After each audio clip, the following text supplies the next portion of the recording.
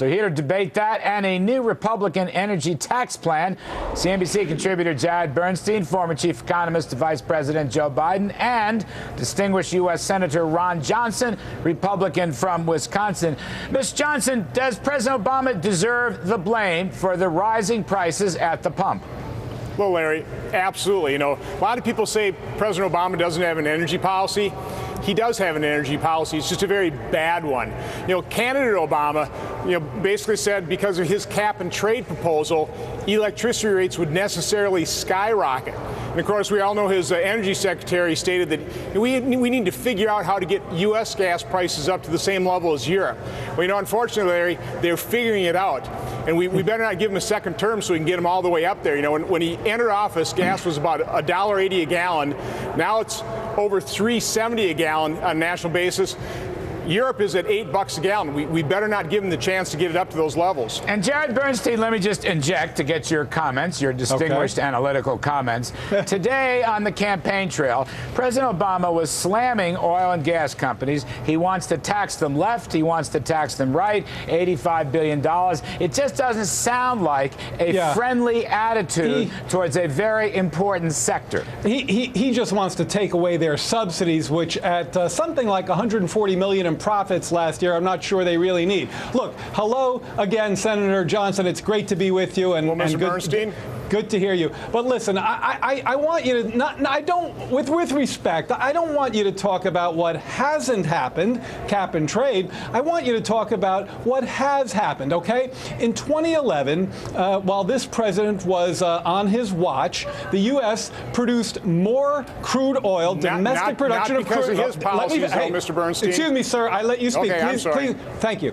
So, the highest level of domestic crude production in 8 years, okay? We used to, back in 2005, import 57% of our crude. Last year, it was 45%, a huge decline. You know that last year, we were a net exporter of petroleum products. We have a ton of rigs working out there. This president has great street cred on domestic production, but this country, the United States, we know it, we love it. It sits on about 2 to 3% of the global... You're filibustering now. I can't let you do that. 2 to 3% of the global oil reserve. Let Senator go. Go ahead. Go ahead. The only reason energy or production's up in oil and gas is because it's up on private lands. On public lands where this president's policy is taking effect, production of both oil and natural gas is down. Another reason probably imports are down is because our economy is in terrible shape because of this president's policies.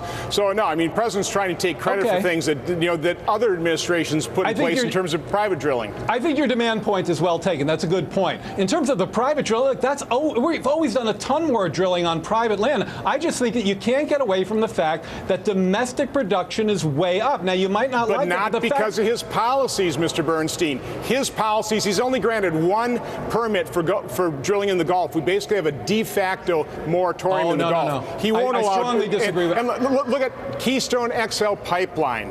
I mean, come on. This president is preventing us from using our domestic resources. By the way, can I just add into this on the Keystone pipeline?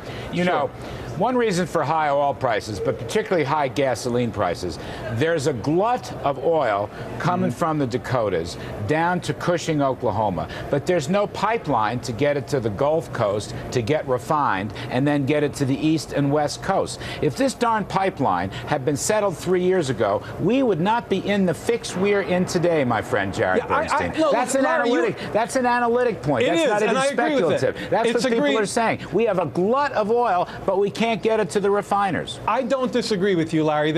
I think the reason why gas prices are spiking is in part for the very kinds of logistical problems that you're mentioning. It has nothing to do with the president's policies.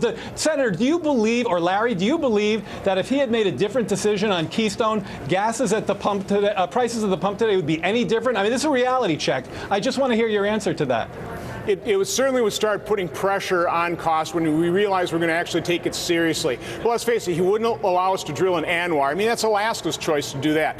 He has absolutely produced a de facto moratorium in the Gulf. I got to leave it there. Jared Bernstein, thank you very much. Senator Ron Johnson of Wisconsin, we always appreciate it, sir.